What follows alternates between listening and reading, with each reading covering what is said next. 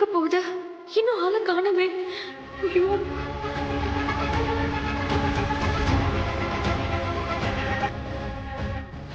ரம்யா, என்ன நீங்க மட்டும் வரீங்க? எழுந்துருங்க. அவரு ஒரு முக்கியமான ஆபரேஷனுக்காக வேற ஹாஸ்பிட்டலுக்கு போயிருக்காருமா. வரத்துக்கு லேட் ஆகும்னு என்னை வீட்டுக்கு போக சொல்லிட்டாருமா. ஐயோ! அவர் அப்படிதான் சொல்லுவாரு ரம்யா. நீங்க வழக்கம் போல கூட்டிட்டு வர வேண்டியதானே? சார், அவரே போக சொன்னதுக்கு அப்புறம் நான் எப்படி வெயிட் பண்ண முடியும்? இல்லையே, இந்த மாதிரி சர்ஜரிக்காக அடிக்கடி வேற ஹாஸ்பிட்டலுக்கு போறது சகஜம் தானே. நீ ஏமா இவ்வளவு பதட்டமா இருக்க? ஒண்ணும் இல்ல ரம்யா. லேட் நைட் ஆயிடுச்சுல. எப்பயுமே 9 மணிக்குள்ள வீட்டுக்கு வந்துருவாரு. இன்னைக்கு இவ்ளோ நேரம் ஆகியும் காணுமேன்னு தான் கேட்டேன். அதெல்லாம் சர்ஜரி முடிஞ்சா அவரே வீட்டுக்கு வந்துருவாருமா. அதுக்கே நீ இவ்வளவு பதட்டமாகற? போய் படுமா, போமா.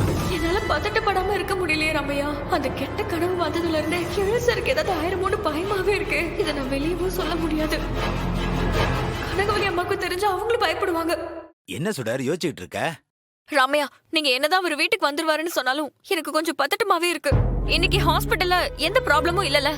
இன்னைக்கு எப்பவும் போல நார்மலா தானே போச்சு.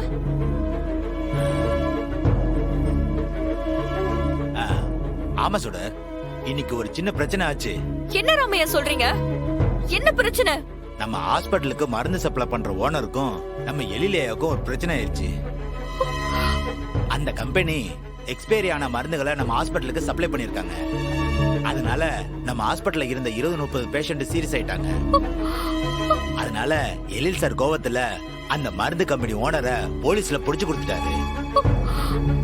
அந்தாலும் எழிலேயாவ சும்மா விட மாட்டேன்னு சொல்லி மிரட்டிட்டு போனா. என்ன ரம்யா இது? இவ்ளோ நடந்திருக்கு. அப்படி இருக்கும்போது தனியா விட்டுட்டு வரலாமா? அவனை போலீஸ் புடிச்சிட்டு போயிட்டாங்க சுடர். எழிலேயா சர்ஜரிக்காக தான் போயிருக்காரு.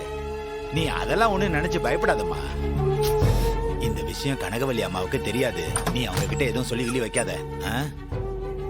சுடர், என்னம்மா எழில் இன்னும் வரலையா? ஐயாமா வேற ஒரு ஹாஸ்பிட்டலுக்கு சர்ஜரி விஷயமா போயிருக்காருமா. வந்துருவாருமா. அப்படியா?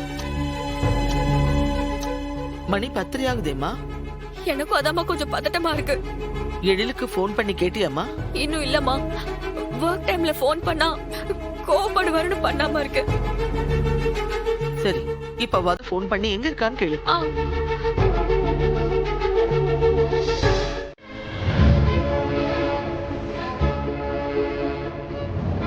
ரம்யா, எழில் சார் எந்த ஹாஸ்பிட்டலுக்கு சர்ஜரி போயிருக்காருன்னு உங்களுக்கு நல்லா தெரியும்ல?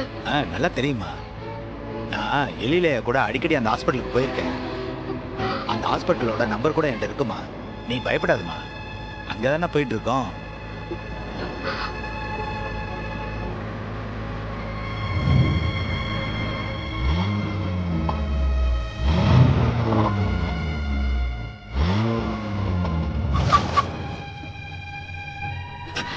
என்னாச்சு ரம்யா?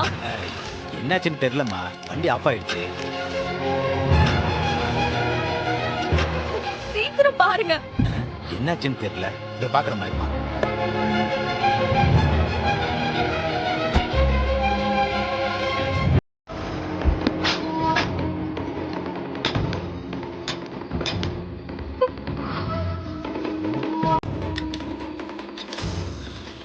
ரம்யா, ரம்யா என்னாச்சு?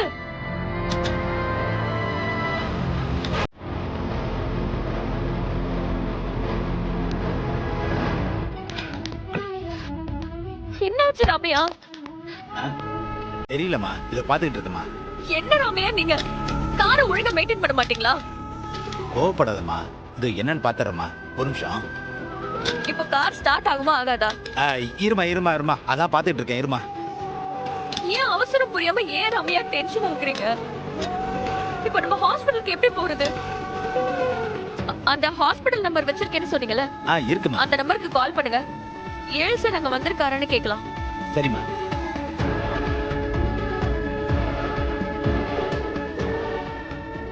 சுடர் ரிங் போடுங்க. ஹலோ. ஹலோ. சொல்லுங்க. நான் எழில் சார் வைஃப் பேசுறேன். சொல்லுங்க மேடம். அங்க ஒரு பேஷண்ட்டுக்கு ட்ரீட்மெண்ட் பார்க்க உங்க ஹாஸ்பிடலுக்கு வந்திருக்காரு. அவர் இப்போ அங்க ஹாஸ்பிடல்ல தானே இருக்காரு. மேடம், எழில் சார் சர்ஜரி எல்லாம் முடிச்சிட்டு 7 மணிக்கு கிளம்பிட்டாரு மேடம். என்ன சொல்றீங்க? ஆமா மேடம். 7 மணிக்கெல்லாம் கிளம்பிட்டாரா? ராமையா 7 மணிக்கே வெளியே வந்துட்டாராம். இன்னும் வீட்டுக்கு வரல.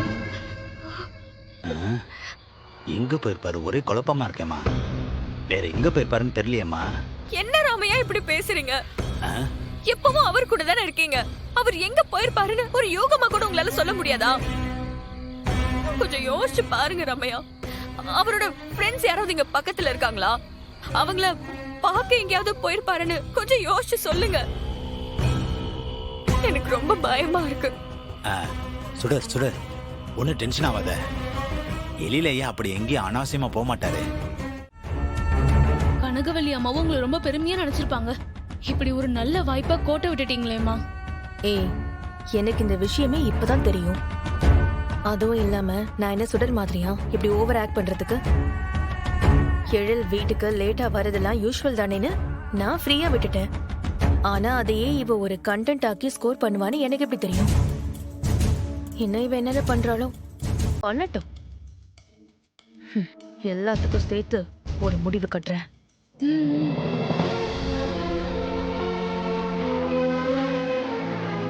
சுடர், அதான் எழில் வீட்டுக்கு வந்துட்டான்லம்மா. இன்னும் ஏன் ஒரு மாதிரியா இருக்கு? இனிமே அவன் வரத்துக்கு லேட் ஆகும்னா முன்னாடியே உனக்கு ஃபோன் பண்ணி சொல்லிடுவான். நீ இந்த மாதிரி பதட்டப்படாதம்மா. சரி, நீ எழில கூட்டிட்டு போ. எழில், போப்பா. ம், வா.